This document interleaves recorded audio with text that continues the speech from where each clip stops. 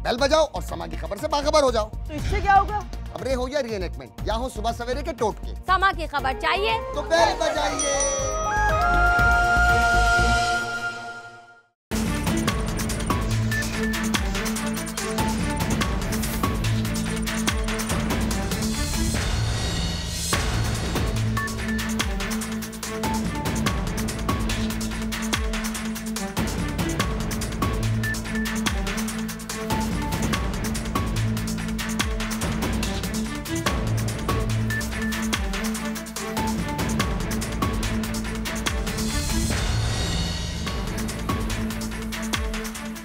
अस्सलाम वालेकुम नाजरीन, आप देख रहे हैं आवाज़ और मैं हूं शहजाद इकबाल। आज के प्रोग्राम में हम बात करेंगे पाकिस्तान क्रिकेट टीम के हवाले से भी कई नए चेहरे आए हैं टीम में और कई पुराने चेहरे वापस आए।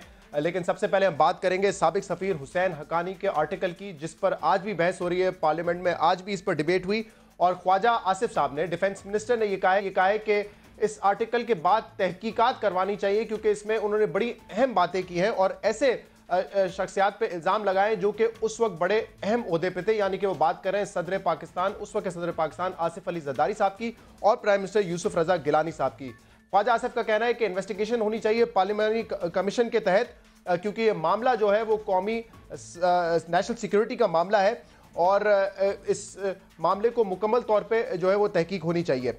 एक और पिटिशन भी आज इसी हवाले से जो है वो सुप्रीम कोर्ट में दायर की गई है और ये भी पाकिस्तान मुस्लिम लीग नून के साबिक सेनेटर जफर अली शाह साहब की तरफ से दायर की गई है, जिसमें उन्होंने कहा है कि हुसैन हक्कानी, आसिफ अली जरदारी और साबिक प्राइम मिनिस्टर यूसुफ रजा गिलानी पर जो है वो गद्दारी का मुकदमा चलना चाहिए और आसिफ अली जरदारी और यूसुफ रजा गिलानी का नाम ECL पर भी डालना चाहिए। ये बात तो बड़ी अहम है, क्योंकि हुसैन हक्कानी ने अपने आर्टिकल में ये कहा है कि उस वक्त जो नेशनल सिक्योरिटी काउंसिल के ऑफिशियल्स थे, उन्होंने उनसे कहा कि हम जो है पाकिस्तान में इंटेलिजेंस अपने एहलकारों को भेजना चाहते हैं, हम वहाँ पे ऑपरेशंस करना चाहते हैं, जिसकी अप्रूवल हुसैन हक्कानी ने बाद में अपनी सिविलियन लीडरशिप से ली।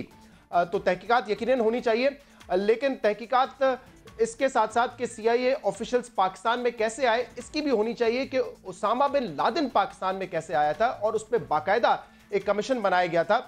जस्टिस जावेद इकबाल साहब ने उस कमीशन को हेड किया, उसकी रिपोर्ट भी फाइनल करके हुकूमत को दे दी, लेकिन वो रिपोर्ट आज तक जो है पब्लिक नहीं की गई है।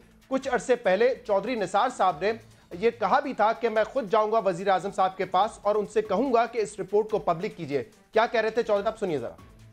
उस कमीशन की रिपोर्ट आज इनको बड़े हवाला देते हैं इस रिपोर्ट को, तो और भी रिपोर्टों को, इनको ये रिपोर्ट भी भूल गई और बहुत सारी रिपोर्टें भी भूल गई। तो मैं तो काबीना में ये मुतालबा जरूर करूंगा, जाहिर है कि ये फैसला प्राइम मिनिस्टर का होना है कि हमें इस रिपोर्ट को पब्लिक करना चाहिए। चौधरी निसार साहब का कहना था मैं ये मुतालबा करूंगा कि इस रिपोर्ट को पब्लिक करना चाहिए। हुसैन हक्कानी के हवाले से पीपल्स पार्टी अपने आप को अलहदा कर रही है उनसे, और leader of the opposition Khurshid Shah साहब ने तो ये भी कह दिया था कि वो गद्दार है, पीपल्स पार्टी का इन तमाम इशूज से कोई ताल्लुक नहीं है।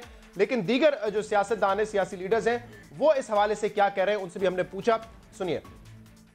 कमीशन ऑफ इंक्वायरी बनना चाहिए। अकेला हुसैन हक्कानी तो मुलव्वस नहीं हो सकता, अगर ये है तो फिर इसमें मुलव्वस और लोग भी हैं। खुर्शीद शाह साहब अगर ये कह रहे हैं कि ये गद्दारी है, अगर ये गद्दारी है तो फिर उस गद्दारी में दूसरे लोग भी शामिल हैं। मेरा ख्याल है कि हुसैन हक्कानी को इंटरपोल के जरिए पाकिस्तान में लाना चाहिए, गद्दारी का मुकदमा उस पर दर्ज करके, क्योंकि हमारे मुल्क के कवानीन अप्लाई होते हैं उस गद्दार पर जो पाकिस्तान की तज़हीक कर रहा है। इल्ज़ामात कम है और ये तो एडमिशन ज्यादा है। मतलब हक्कानी ने तो अपने आर्टिकल में एडमिट कर लिया है कि मैंने ऐसे किया, तो अब इसमें कोई शक की गुंजाइश नहीं है। फौरी तौर पे इसकी इन्वेस्टिगेशन होनी चाहिए कि किसने ऑर्डर दिया उसको, उसका क्या हुआ और उसका रिजल्ट में पाकिस्तान को क्या क्या नुकसान हुए, ताकि आइंदा ऐसे नुकसान ना हो। जस्टिस जावेद इकबाल की रिपोर्ट को आम किया जाए तो कटी कटा निकल आएगा एकदम से। ज़ाहिर है बड़ा चितर किस्म का आदमी है और गद्दार वतन है, तो उसने टाइमिंग का इंतखाब ऐसा किया ताकि उसका जिक्र हो, लेकिन सारी कौम पनामा के फैसले का इंतजार कर रही है, लेकिन राइट टाइम नहीं है उसका ये शोशा छोड़ना। वीजे इशू करने की अथॉरिटी होती है, वो सोल अथॉरिटी एम्बेसडर के पास यानी उनके स्टाफ के साथ होती है, और ये मैं नहीं कह रहा हूँ, ये पुरानी SOP है। और अगर ये जो उन्होंने बात की है, मैं तो उसको डिनाई करता हूँ। रहमान मलिक साहब भी डिनाई कर रहे थे, कह रहे थे कि सोल अथॉरिटी जो होती है वीज़ा इशू करने की वो एम्बेसडर के पास होती है। इस पर हम मजीद बात करेंगे कि अगर तहकीकात होती है तो उसका दायरा कहाँ तक जाना चाहिए, क्या हुसैन हक्कानी तक होना चाहिए या जो उस वक्त की लीडरशिप थी पीपल्स पार्टी की और हुकूमत की ओहदों पर जो फाइज थे उनसे भी होना चाहिए। हमारे साथ आज के प्रोग्राम में मौजूद है member National Assembly Pakistan Tehreek Insaf मुराद सईद साहब। बहुत बहुत शुक्रिया मुराद साहब प्रोग्राम में शामिल होने के लिए। डॉक्टर मुसद्दिक मलिक साहब हमारे साथ हैं, तर्जुमान वज़ीर आज़म के, बहुत बहुत शुक्रिया आपने भी ज्वाइन किया। और हमें ज्वाइन कर रही है member National Assembly Pakistan Peoples Party Nafisa Shah Sahiba. Nafisa साहिबा आपका भी बहुत बहुत शुक्रिया प्रोग्राम में शामिल होने के लिए। आपसे ही बल्कि आगाज करूंगा, आप समझती हैं कि हुसैन हक्कानी के खिलाफ जो है इंक्वायरी होनी चाहिए, इन्वेस्टिगेशन होनी चाहिए, एक पार्लिमानी कमीशन बनना चाहिए और उसका दायरा क्या होना चाहिए? क्योंकि नाम तो उन्होंने अपने आर्टिकल में लिया है आसिफ अली जरदारी साहब का भी, यूसुफ रजा गिलानी साहब का भी, तो क्या उनके खिलाफ भी तहकीकात होनी चाहिए? देखें, कई इश्यूज़ हैं, इसको सेपरेट ना किया जाए। यकीनन अगर पार्लियामेंट उसकी इजाज़त देती है तो एक कमीशन बने या कमेटी बने। मेरा तो रिकमेंडेशन ये होगा और हमारे नौजवान चेयरमैन ने भी ये कहा था कि नेशनल सिक्योरिटी कमेटी को रिकॉन्स्टिट्यूट किया जाए। उसके दायरे कार में बहुत सारे इश्यूज़ जो इस वक्त ज़ेर बहस हैं, एक ये भी है और इसके साथ साथ डॉन लीक्स भी का इशू चल रहा है। वो भी उसके लिए भी कौम बेचैन है, पता करे कि ये लीकेजेस कैसे हुई हैं, तो वो भी उसमें लेके आएँ, इसको भी आप बेशक लेके आएँ। लेकिन इन सारी चीज़ों के सवाल ये है कि सारा किस्सा उसामा बिन लादेन पर आता है कि ये नेवी सील्स वहाँ पहुँचे कैसे। तो ये उसामा बिन लादेन पाकिस्तान में कैसे पहुंचा, ये इसके लिए आप जनरल ज़ियाउल हक जो मौजूदा हुकूमत के गॉडफादर हैं उन तक पहुँचे। उसके बाद जनरल मुशर्रफ, अभी पिछले मैं प्रोग्राम में थी तो वहाँ तो इतना सारा एविडेंस आया कि जनरल मुशर्रफ बराह रास्त इनको बेसिस दी, इनको इजाज़त दी कि जहाँ आएँ, जैसे आएँ, जब चाहें, क्या करें, हत्ता के ड्रोन्स तक के करने की इनको टैसिट कोई उन्होंने जो इंकशाफात हैं कि उनके तो बहुत CIA ऑपरेटिव्स को एक बड़ा स्पेस देने में जनरल मुशर्रफ जो उस वक्त आपकी फ़ौज के सरबराह भी थे, मुल्क के CEO भी थे, सदर भी थे, तीन ओहदों पर राज थे, तो उन्होंने 8-10 साल जनरल मुशर्रफ को भी एक स्पेस दिया। उनके खिलाफ भी तहकीकात होनी चाहिए और जो पीपल्स पार्टी की लीडरशिप थी जी उनके खिलाफ भी फिर तहकीकात होनी चाहिए। देखिए, आप अगर आप इसको खोल रहे हैं इस इशू को और शुरू आप करें कि अगर एक एबटाबाद कमीशन एक बनी और उसमें ये सारा पस मंज़र दिया गया कि नेवी सील्स कैसे पहुंचे, आप उसको भी ओपन अप करें कि उसमें क्या इंकशाफात हैं, उसमें क्या फाइंडिंग्स हैं, कि सिर्फ एक इशू को आप आइसोलेट ना करें। उसके साथ साथ अगर जहां पर सिविल मिलिट्री इशू की बात है तो डॉन लीक्स की भी बात करें, क्योंकि वो भी नेशनल सिक्योरिटी इशू है। और एक और इशू है, देखें जो उसामा बिन लादेन है, एक किताब खुद ISI के ऑपरेटिव ने लिखी है जो वो कहते हैं कि उसामा बिन लादेन तो पैसे देते रहे हैं यहाँ की सियासी क़यादत को कि शहीद मोहतरमा बेनज़ीर भुट्टो को कैसे इलेक्शन में हराया जाए। ये सारी चीज़ें भी उसमें आप लेके आएँ, इसलिए एक तसलसल से एक कमेटी हो जो एक इशू को आप सेपरेट, क्योंकि अगर इस इशू पे जाएंगे तो और इसके रिलेटेड और सवालात आएंगे। मुशर्रफ के दौर के आएंगे, मुशर्रफ के दौर से पहले जनरल ज़िया के आएंगे, जनरल ज़िया के इन दोनों के बीच में इनकी जो बाकियात हैं, बाकियात जो जनरल ज़िया की बाकियात हैं वो इस वक्त हुकूमत में है, जो तालिबान को बाकायदा इनका रूहानी रिश्ता है तालिबान के साथ। मुराद सईद साहब, आपकी पार्टी ने वैसे आज कहा है कि पार्लिमानी कमीशन पे हम भी कहते हैं कि इस पे होनी चाहिए इन्वेस्टिगेशन, लेकिन वो कह रही है फिर आप इसको खोलें और खोलें, इसका दायरा बड़ा करें, ज़ियाउल हक को भी देखें। मुशर्रफ खुद कहता है कि हमने बेसिस दिए थे, उनके खिलाफ भी तहकीकात होनी चाहिए। बिस्मिल्लाहिर्रहमानिर्रहीम। शहजाद, पहले तो इस आर्टिकल को पढ़ने के बाद जो मेरे जहन में पहला ख्याल आया वो ये था कि वो बस इतना फ़र्क है मुझ में और यूसुफ में फराज कि उसे गैर मुझे यार भेज देते हैं। देखिए शहजाद, बिल्कुल इसकी तहकीकात तो होनी चाहिए और ज़रूर होगी, और लेकिन हमारी तारीख़ है। अभी जो नफीसा शाह साहब की गुफ्तगू आप सुन रहे थे, मैं इस हद तक तो इत्तिफाक करता हूँ कि बिल्कुल पूरी चीज़ें जो एबटाबाद कमीशन था वो सामने आना चाहिए, डॉन लीक्स का, क्योंकि वो भी जिस तरह के इंडियन नैरेटिव है या जो दुनिया पाकिस्तान के ऊपर इल्ज़ाम लगाती है उसी को उससे फौकियत मिलती है, तो वो भी सामने आना चाहिए। लेकिन कम अज़ कम इस वक्त जब एक चीज़ इतने बड़ी इंकशाफात है उसमें 2-3 चीज़ें आपको देखनी नहीं होगी। नंबर वन ये कि क्या हमारे ऊपर ये तालिबान या ये जो दहशतगर्द है इनके हमदर्दी का इल्ज़ाम लगता है कि नहीं लगता? दुनिया लगाती है। उसमें ये भी देख ले। दूसरा ये कि पाक फौज को और एजेंसियों को बदनाम करने की एक कोशिश दुनिया की भी है, और आप इंडिया से भी ये बातें सुनते हैं, वहाँ से भी ये खबरें आती है, बाकी आप अमेरिका की भी सुनते हैं, ये चीज़ें आती है। तो उससे पाकिस्तान की साको वैसे भी इतनी दहशतगर्दी की जंग जो थी जिसमें पाकिस्तानी था ही नहीं, उसमें पाकिस्तान बड़े हद तक बदनाम हो गया। तो कम अज़ कम फिलहाल जो अभी ये इंकशाफात आए इसको इन्वेस्टिगेट होना चाहिए,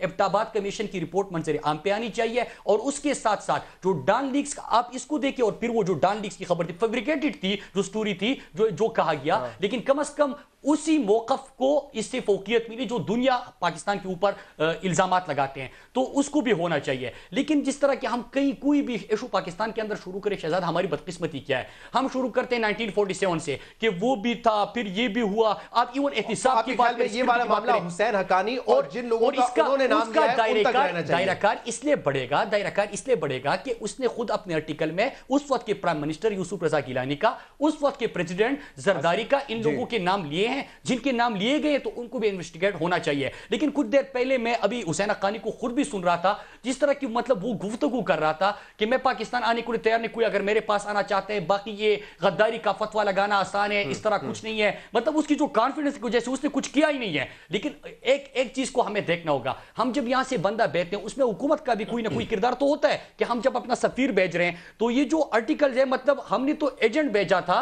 कि वो अमेरिका की तर्जुमानी, मतलब जैसे अमेरिका ने अपना सफीर भेजा पाकिस्तान में अपना काम करने के लिए। फर्क देखिए शहजाद, उसको मुझे रायमंड डेविस भी याद आता है कि पाकिस्तान के शहरियों, पाकिस्तान की सड़कों पे पाकिस्तान के शहरों को मारता है, अमेरिका उसको यहां से उठा रहता है, तो उसमें भी हमारी हुकूमत की नाकामी। तो आप समझते हैं कि फिलहाल इस तहकीकात को इस हद तक ही रहना चाहिए। कमीशन जो है उसकी रिपोर्ट सामने आनी चाहिए, और हमारी हिस्ट्री है, Hamidur Rahman commission, model town commission, बहुत सारे कमीशन। डॉक्टर साहब पहले तो ये बता दें कि डिफेंस मिनिस्टर हैं ख्वाजा आसिफ साहब, ये मुतालबा किससे कर रहे हैं पार्लिमानी कमीशन बनाने का? अपनी ही हुकूमत से कह रहे हैं कमीशन बनाने का मुतालबा, तो ऑपोजिशन करती है ना। वैसे पार्लियामान से कर रहे हैं, पार्लियामान से करें, बिकॉज पार्लिमानी कमेटी बनेगी ना, इसकी तहकीक बाहर तो नहीं करेगी, ये पार्लियामान का मसला है, तो पार्लियामान जो है वो फैसला करेगी। जैसे डॉक्टर नफीसा शाह साहिबा कह रही थी कि वो कमेटी बनाएंगे या वो पार्लियामानी कमीशन बनाएंगे ताकि इसके ऊपर बाकायदा देखा जाए, और इसको, और ये बाकायदा आपका पार्टी पॉइंट ऑफ व्यू है कि ये मामला संगीन है, इस पे तहकीकात होनी चाहिए। आज आपके सामने तकरीबन कंसेंसस है, किसी ने भी नहीं कहा,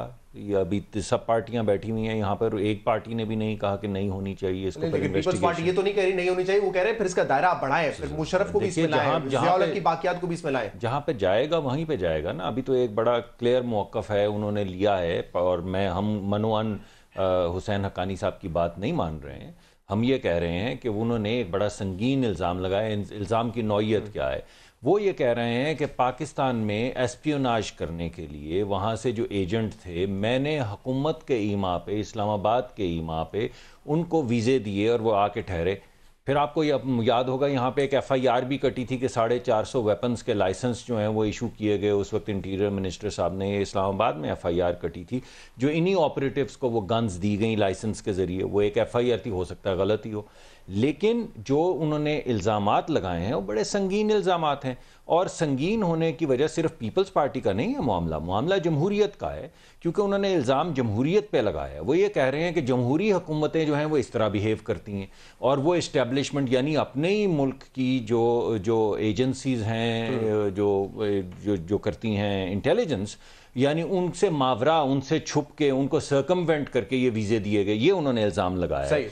तो इस पे इन्वेस्टिगेशन होगी, ज़रूरी नहीं है कि उनकी बात सही साबित हो, इन्वेस्टिगेशन के बाद। और आपके ख्याल में इस इन्वेस्टिगेशन अगर ये होती है, पार्लियामानी कमीशन बनता है, तो उसमें जरदारी साहब और गिलानी साहब से भी पूछा जाना चाहिए? देखिए, ये पार्लियामान के मेंबरान जो हैं वहाँ पे बैठे हुए हैं, इनका इस्तेहकाक है, ये बैठ के फैसला करेंगे कि उसके पैरामीटर्स क्या हैं, इस को लेके जो इन्फॉर्मेशन उन्होंने दी है, क्योंकि उन्होंने तो नाम लिए हैं, उन्होंने तो 2-3 उस वक्त के लीडर्स के नाम लिए हैं, तो उसके ऊपर इन्वेस्टिगेशन होगी। और हो सकता है इन्वेस्टिगेशन के 5-7 दिन के बाद हम सब यहाँ पे बोलेंगे कोई ऐसा मसला नहीं था। मुझे एक ब्रेक लेना, इसके बाद आपसे सवाल करूंगा। इंटरेस्टिंग बात यह है कि इस आर्टिकल के बाद अपनी पोजीशन हुसैन हक्कानी साहब कई मरतबा तब्दील कर चुके हैं। आज उनका एक स्टेटमेंट आया, उन्होंने कहा मैंने जो इस आर्टिकल में बातें लिखी हैं वो पहले अखबारात में, किताबों में छप चुकी हैं, लेकिन इस आर्टिकल में बाकायदा वो अपना बता रहे हैं कि किस तरीके से उन्होंने ओबामा कैंपेन के वक्त जो है लोगों से ताल्लुकात बनाए, उनसे दोस्तियां की, और फिर बाद में उन्होंने ان سے حسین حقانی سے کہا کہ ہمیں یہ مدد جو ہے وہ پاکستان سے چاہیے.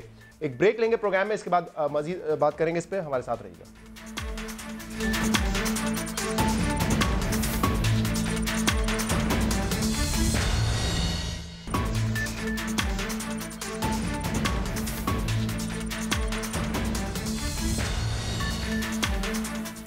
ویلکم بیک ناظرین. پروگرام میں ہم بات کریں کہ حسین حقانی کے آرٹیکل کے بعد کیا تحقیقات ہونی چاہیے اور تحقیقات کا دائرہ کیا ہوگا.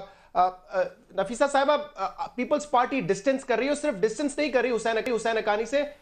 جو خورشید شاہ صاحب ہیں انہوں نے تو یہ بھی کہہ دیا کہ یہ غدار ہے. تو پہلے تو یہ میں پوچھنا چاہوں گا, یہ احساس کب ہوا ہے آپ کی پارٹی کو, آپ کی لیڈرشپ کو, کہ حسین حقانی غدار ہیں؟ اس آرٹیکل کے بعد ہی ہوا ہے یا اس سے پہلے بھی تھا؟ کیونکہ یہ باتیں ان کے حوالے سے دوسرے سیاستدان تو کرتے رہے تھے پہلے. اور آپ کے خیال میں کیا اگر جو انہوں نے کام کیا ہے وہ ان کا اپنا فیل تھا, اس میں کوئی قیادت شامل نہیں تھی, کیا ان کی مرضی, ان کی منشا سے نہیں ہوا ہوگا یہ سب؟ دیکھیں, سب سے پہلے تو میں جو منسٹر صاحب اچانک, ویسے تو آتے نہیں ہیں, آ کے کچھ بول کے چلے جاتے ہیں, منسٹر صاحب کا یہ کہنا کہ پارلیمنٹ کمیٹی بنائے, یہ مجھے عجیب لگا. کیونکہ منسٹر کیبنٹ کا حصہ ہیں, بہت اہم 2 منسٹریاں ان کے پاس ہیں.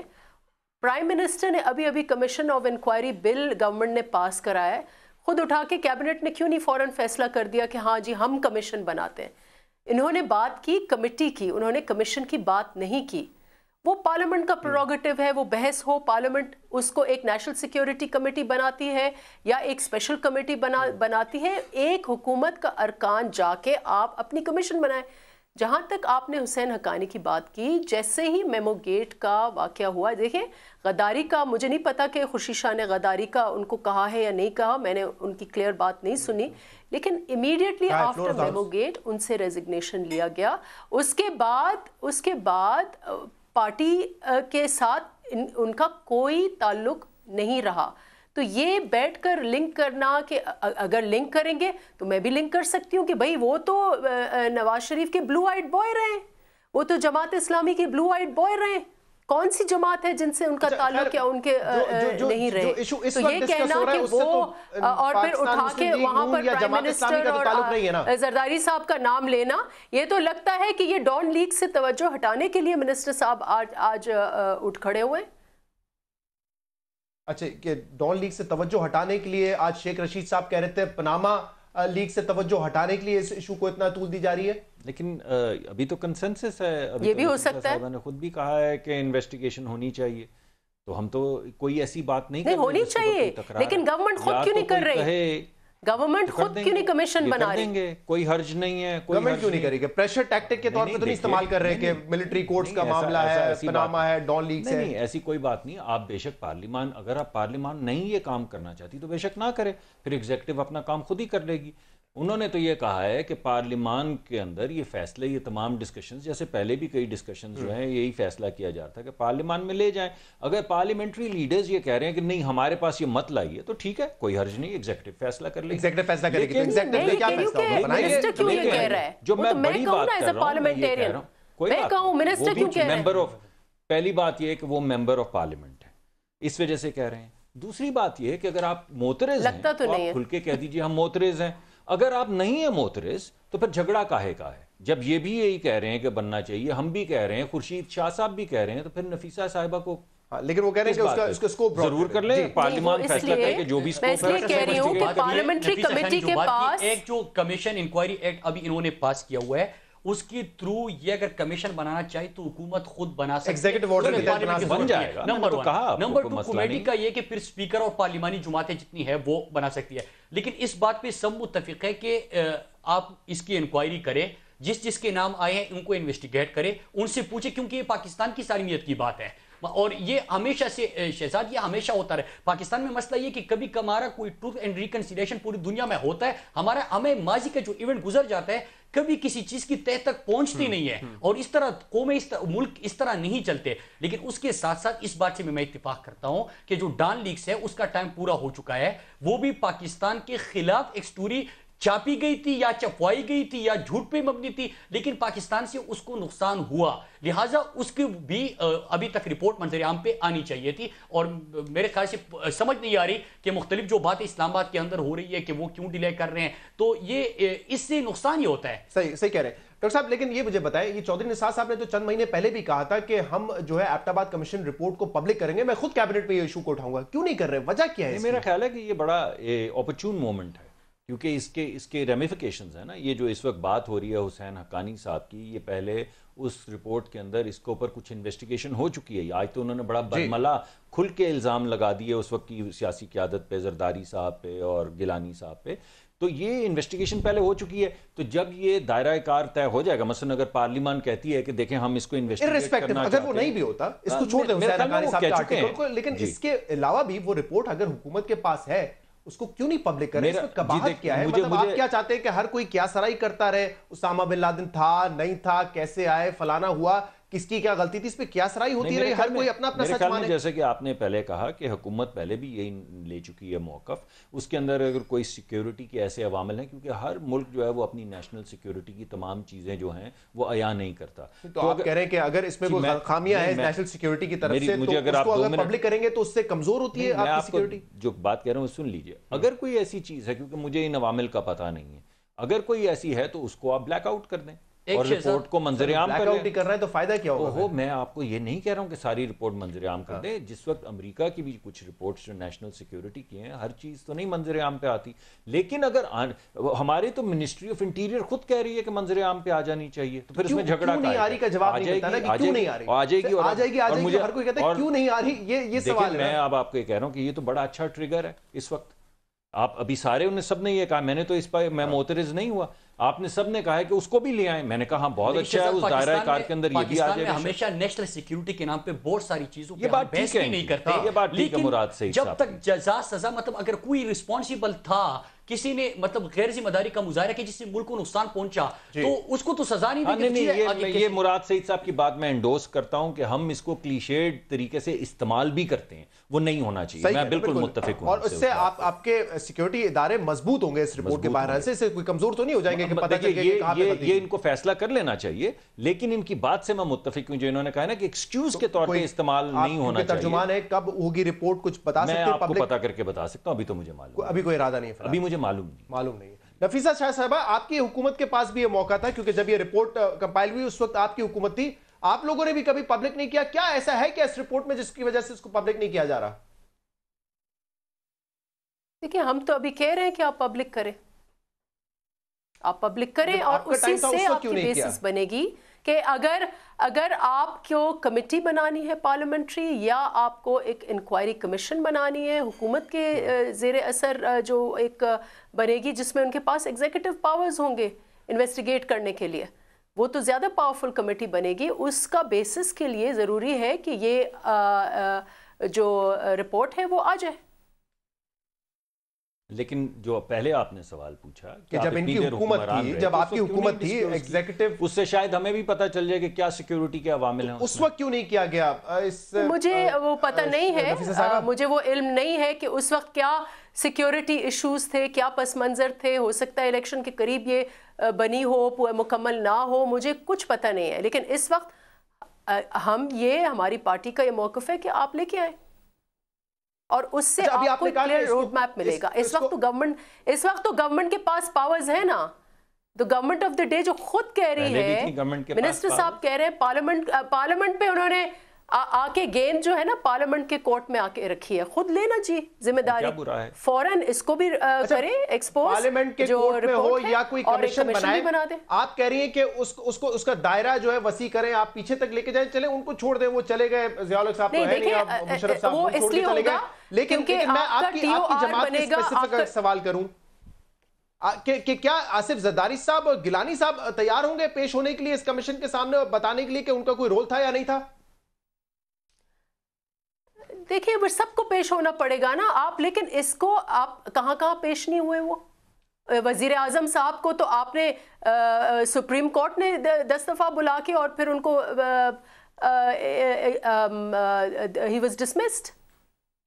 تو ہمارے لیے کیا ہے؟ ہمارے لیے نہ کورٹس کوئی بڑی چیز ہے، نہ ہمارے لیے ان کے آگے آتے رہے ہیں، کمیشن کے آگے رہتے ہیں.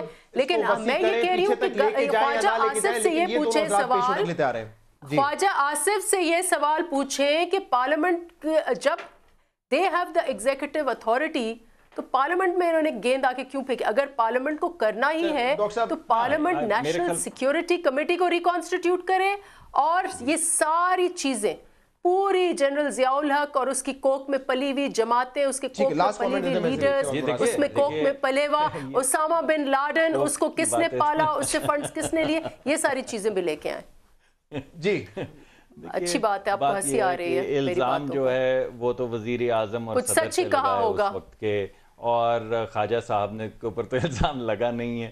خواجہ صاحب نے پارلیمنٹ میں لائیں، اگر یہ سمجھتے ہیں کہ گیند پھینکی ہے پارلیمنٹ میں تو آپ مت اٹھائیں، تو پھر ہم ایگزیکٹو ڈیسیجن کر لیں گے. اس میں کیا مسئلہ ہے اتنا بڑا؟ آج یعنی عجیب سی بات یہ ہے کہ خورشید شاہ صاحب نے صاف کہا کہ ہاں ہم اس انویسٹیگیشن کو سپورٹ کرتے ہیں، اور ڈاکٹر صاحبہ جو ہے ایک لاسٹ کامنٹ آج احساس صاحب نے کہا کہ فیصلہ جو ہے پاناما کا وہ نرم فیصلہ ہوگا، پرائم منسٹر کے حق میں نرم فیصلہ ہوگا، لیکن ایسا بھی نہیں کہ ان کو کلین چٹ مل جائے گا. آپ کو بھی یہی لگتا ہے؟ نہیں دیکھیں، انشاءاللہ جو پاکستان میں ایک چیز ہے نا کہ وہ حضور صلی اللہ علیہ وسلم نے فرمایا تھا کہ تم سے پہلی قومیں اس لیے برباد ہوئی کہ طاقتور کے لیے الگ اور کمزور کے لیے الگ قانون تھا. اب اس فیصلے پہ تمام پاکستانیوں کی نظر ہے کہ جس طرح کی ایک ماں نے آپ کے ٹی وی چینلز پہ آ کے کہا تھا کہ میں اس لیے مقدمہ نہیں کرنا چاہتی، حالانکہ میں اپنے قاتلوں کو جانتی ہوں، لیکن میری 2 نوجوان بیٹیاں ہیں اور میں نہیں چاہتی کہ ان کے لیے کوئی مسئلہ ہو. تو پاکستان کے عدلیہ کی تاریخ بدلنے کا بھی موقع ہے، اور پاکستان میں کبھی طاقتور شخص کا احتساب نہیں ہوا، تو امید ہے کہ انشاءاللہ احتساب ہو. ایک بریک لیں گے پروگرام میں، اور اس بریک کے بعد ہم پاکستان کرکٹ ٹیم کے حوالے سے آج ٹیم اناؤنس ہوئی ہے ویسٹ انڈیز ٹور کے لیے. کچھ نئے چہرے ہیں، کچھ پرانے چہرے جو واپس آ گئے ہیں، اس پر بات کریں گے رمیز راجہ صاحب کے ساتھ ایک بریک کے بعد.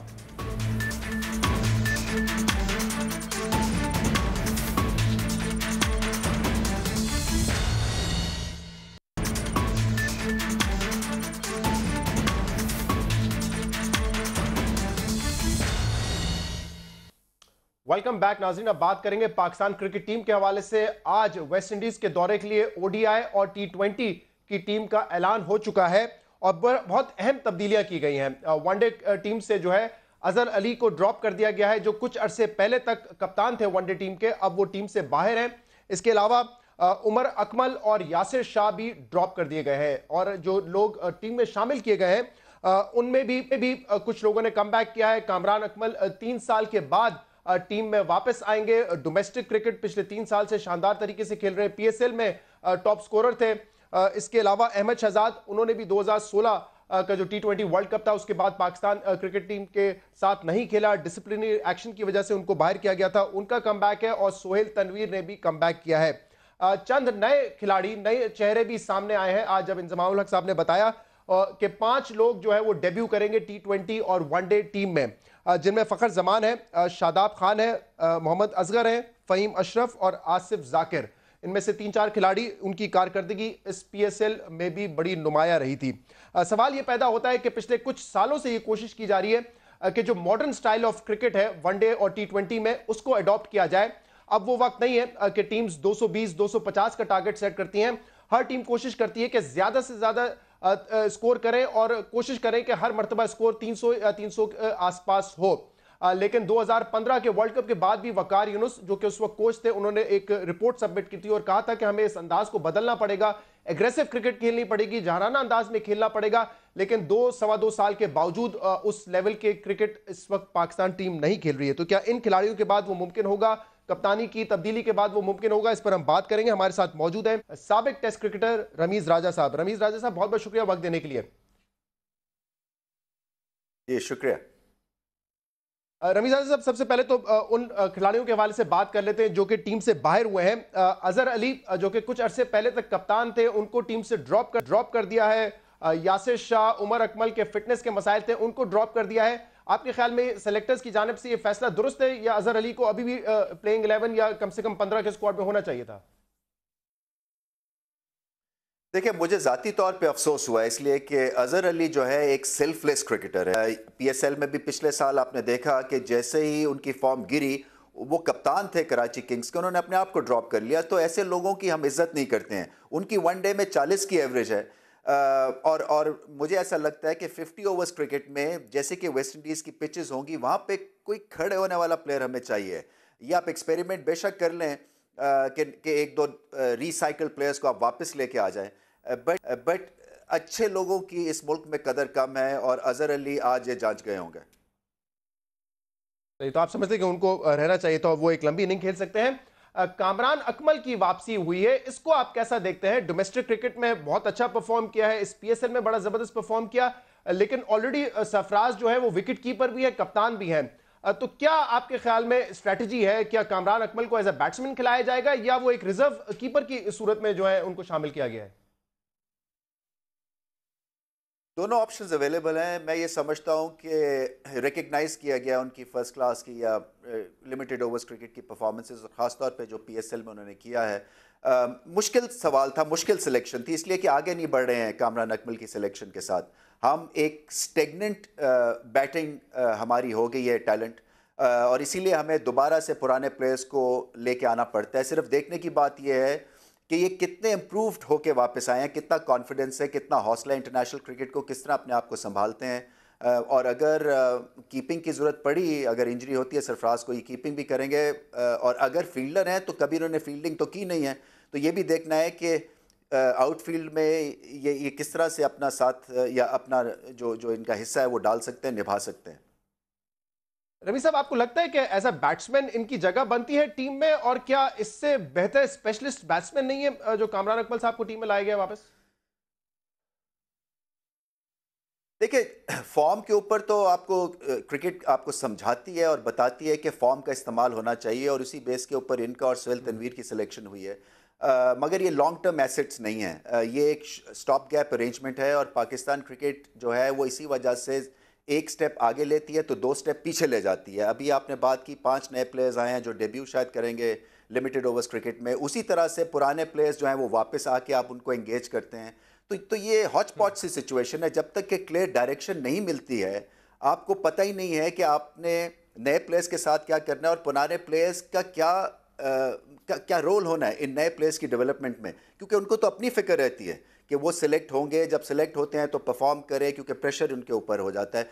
तो मैं समझता हूँ कि डायरेक्शन जो है वो नई लेने की ज़रूरत है। सिर्फ एक तरफ हमने एक पॉजिटिव काम किया है, वो है फिटनेस के ऊपर कोई कॉम्प्रोमाइज़ नहीं किया इस दफ़ा, जो कि अच्छी बात है। इसलिए कि मैं ये बात कई दफ़ा कर चुका हूँ कि वेस्ट इंडीज़ की जो ग्रेट साइड थी 70s और 80s की, उनको डेनिस वेट उनके एक ट्रेनर थे जिन्होंने उठा के रख दिया। और ये आप पढ़ेंगे माइकल होल्डिंग की किताब में, विव रिचर्ड से आप बात करें कि उनकी टीम की परफॉर्मेंसेस ज़मीन से आसमान छू गई, इसलिए कि वो फिट थे, उनके बॉलर्स अनफिट नहीं हो रहे थे, उनमें इलास्टिसिटी डेवलप हुई, वो लंबी इनिंग्स खेल सकते थे, वो फील्ड में आउटस्टैंडिंग थे, मुश्किल कैचेस कर लेते थे। तो ये बड़ा ज़रूरी पहलू है पाकिस्तान क्रिकेट का कि इनको अच्छे फिट प्लेयर्स चाहिए हैं, और फिटनेस से ही परफॉर्मेंस इंप्रूव होगी। आई होप ऐसा हो भी, क्योंकि ये पहली मर्तबा नहीं है। हर कोच, हर सिलेक्टर हमेशा, रमीज साहब आप बेहतर जानते हैं, वो यही कहता है कि फिटनेस पे तवज्जो दी जाएगी, फिटनेस पे कॉम्प्रोमाइज नहीं होगा। ये पहली दफा तो नहीं कहा गया है वैसे। नहीं, इसको तो आपको बनाना पड़ेगा अपना खासा। अपनी आप देखें आपके पड़ोसी मुल्क में क्या हो रहा है, यानी कि एशिया की नहीं वो बेस्ट फील्डिंग साइड बन गए, बल्कि दुनिया में ऑस्ट्रेलिया को छूते हैं वो उस लेवल के ऊपर। और शौक है, आई थिंक एक कल्चर जो है ये चेंज पाकिस्तान की क्रिकेट में आने की ज़रूरत है। अभी भी मैं ये सुन रहा हूँ, मुझे न्यूज़ आ रही है कि जो कई यंगस्टर्स हैं, कई पुराने प्लेयर्स मौन कर रहे हैं कि हमें बहुत ज़्यादा फिजिकल एक्सरसाइजेस हमसे करवाई गई हैं, जिससे कि हम थक गए हैं। पॉइंट ये है, आप अपनी डाइट ठीक करें और इसको कल्चर बनाएं। फिटनेस को जब तक आप कल्चर नहीं बनाएंगे, ये आपको चुभेगी, और आपको ये जानना है कि ये आपकी क्रिकेट को ऊपर लेके जाएगी। तो it has to be a collective effort. Rameez Sahab, आपने जो डायरेक्शन की बात की, अभी जो डेब्यू करेंगे खिलाड़ी, उनमें 4 प्लेयर्स तो ऐसे हैं जो कि बड़े यंग हैं, उनमें से 3 ने तो बड़ा अच्छा परफॉर्म भी किया PSL 2 में। उसमें आसिफ जाकिर भी हैं जिनकी उम्र 33-34 साल है। तो 4 यंगस्टर्स हैं, एक ऐसे खिलाड़ी को डेब्यू करवाया जा रहा है जो कि पिछले 15 साल से फर्स्ट क्लास क्रिकेट खेल रहे हैं। ये क्या इस पे सोच होगी इसके पीछे? वही बात है कि फर्स्ट क्लास क्रिकेट को रिकग्नाइज किया गया है, और मैं ये समझता हूँ कि आपको परफॉर्मेंस ज़्यादातर इस पे ठीक है, वो आई थिंक एक क्रिटिकल एनालिसिस से बचने के लिए आप जो आपके जो डोमेस्टिक में बड़े परफॉर्मर्स हैं उनको आप रख लेते हैं ताकि आप पे तनकीद ना हो। बट पॉइंट ये है कि आपकी आँख होनी चाहिए टैलेंट को समझने की, परखने के लिए। रन्स मैटर नहीं करते। बड़ी क्रिकेट में आपका टेम्परामेंट देखा जाता है, आप क्रंच मोमेंट्स में किस तरह से अपने आप को संभालते हैं फील्ड के अंदर, बॉलिंग पॉइंट ऑफ व्यू से, बैटिंग पॉइंट ऑफ व्यू से। मैं समझता हूँ कई दफ़ा बड़ा हम आसानी से एक सेलेक्ट कर लेते हैं प्लेयर को कि जिसने 35 साल की उम्र भी हो और जिसने फर्स्ट क्लास में स्कोर किया हो कि जी हम पे क्रिटिसाइज़ नहीं होगा। ये पॉइंट नहीं है। इंजमाम एंड कंपनी को वहाँ पे रखा गया है क्योंकि उनका समझ में ये आया है क्रिकेट बोर्ड को कि इनकी आंख अच्छी है टैलेंट को परखने के लिए, और इसीलिए इनको थोड़े बहुत ये जो रिस्क उठाने पड़ेंगे। शर्जील को आपको पता है क्योंकि उनको सस्पेंड किया हुआ है और इसीलिए एक ओपनर की तलाश थी। अहमद शहजाद की वापसी हो रही है और उस वक्त बताया गया था कि उनकी बैटिंग का इतना प्रॉब्लम नहीं था, प्रॉब्लम उनके डिसिप्लिन का था जिसकी वजह से उनको ड्रॉप किया गया था। आप समझते हैं कि it is the right time कि उनको वापस टीम में लाया गया है? मेरे ख्याल से मैसेज चला जाना चाहिए, और अहमद शहजाद को मैं हमेशा यही कहता हूं कि जो बैट्समैन या जो भी प्लेयर बाहर हो उसको फ्रस्ट्रेशन जो है वो अपने रिमार्क्स के साथ या अपने बड़े शोला अंदाजी के थ्रू नहीं करनी चाहिए। मीडिया में आके बल्ले से बात करें और सारी फ्रस्ट्रेशन निकालें स्कोर करके। मैं ये समझता हूं कि उनमें टैलेंट है, एबिलिटी है, स्किल्स के ऊपर उनको बहुत काम करना है क्योंकि उन्होंने प्लेटफॉर्म सजाना है पाकिस्तान के लिए एग्रेसिव क्रिकेट का, और कहीं वो फॉर्म में नहीं हुए और घबरा गए तो फिर से प्रेशर पड़ जाएगा मिडिल ऑर्डर में, और फिर ही वही कहानी होगी। एक प्रिडिक्टेबल स्कोर हम फिर एक्सपेक्ट करेंगे इस बैटिंग लाइनअप से, जिसकी वजह से हम कभी भी उठ नहीं सके पिछले 3-4 सालों में वनडे क्रिकेट में, क्योंकि there is lot of. Rami Sahab, ये टारगेट आपने कहा था एक डायरेक्शन सेट करने की जरूरत है, तो ये टारगेट तो हमने वर्ल्ड कप के बाद भी सेट किया था कि अब एग्रेसिव क्रिकेट खेलनी है, 300 350 का स्कोर पोस्ट करना, ये हमारा ऑब्जेक्टिव होना चाहिए। अब तक तो हमने नहीं हासिल किया, इसकी वजह क्या है? उस क्वालिटी के प्लेयर्स नहीं है या प्लेयर्स के माइंडसेट का मसला है आपके ख्याल में?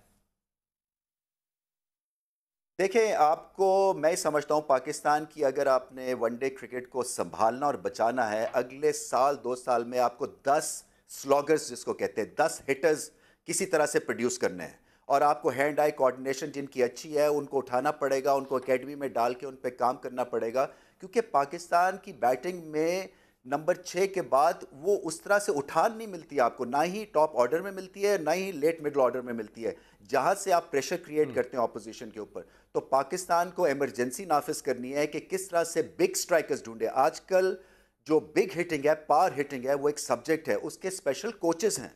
बेसबॉल की टेक्निक्स इस्तेमाल की जा रही हैं बड़ी शॉट्स लगाने में, आप लेंथ को पिक करें और आपकी क्या पोजीशन होनी चाहिए, ये एक सब्जेक्ट है, एक साइंस है, और हम बहुत पीछे हैं। तो इस वक्त नेशनल क्रिकेट एकेडमी में या जितनी भी एकेडमीज में, उसमें सारी तवज्जो देनी है बिग हिटिंग की तरफ। कौन से ऐसे प्लेयर्स हैं जो कि चौके छिक्के मार सके, क्योंकि T20 क्रिकेट में एक चौका मारते हैं उसके बाद आप ब्लॉक नहीं कर सकते, फिर आपको छिक्का मारना पड़ता है, फिर एक और छिक्का मारना पड़ता है। ये क्रिकेट अब ऐसी हो गई है। सही। और रमी साहब, मुझे याद है कि 2015 के वर्ल्ड कप के बाद इंग्लैंड ने भी यही टारगेट सेट किया था कि हमने एग्रेसिव खेलना है, पूरी टीम उन्होंने तब्दील की, एग्रेसिव क्रिकेटर्स वो लेकर आए और हमें रिजल्ट नजर आ रहे हैं, लेकिन हम उस चीज में अब तक नाकाम हुए हैं। थोड़ा सा आगे बढ़ते मुझे ये बता देगा कि हमेशा ये तनकीद की जाती है कि डोमेस्टिक और इंटरनेशनल क्रिकेट, जो डोमेस्टिक पाकिस्तान में खेली जाती है और जो इंटरनेशनल क्रिकेट है उसमें फर्क बड़ा है, बहुत स्टैंडर्ड का फर्क है। अब PSL को बड़ा आपने क्लोजली वॉच किया, आप वहां पे कमेंटेटर भी थे, तो आप क्या समझते हैं PSL पाकिस्तान के जो डोमेस्टिक क्रिकेट वैसे खेली जाती है उससे 1-2 लेवल ऊपर है, और जो गैप है between international cricket and PSL वो कम है? बहुत गैप है जी। मैं ये समझता हूँ PSL और रेस्ट ऑफ पाकिस्तान क्रिकेट में बहुत बड़ा फ़र्क पड़ गया, क्योंकि आपकी इन्वायरमेंट देखें ना, बिल्कुल तब्दील है। आपका पब्लिक का इंटरेस्ट है, शानदार कवरेज है, उसके ऊपर आपके बेस्ट प्लेयर्स अवेलेबल है जो ये टूर्नामेंट खेलते हैं।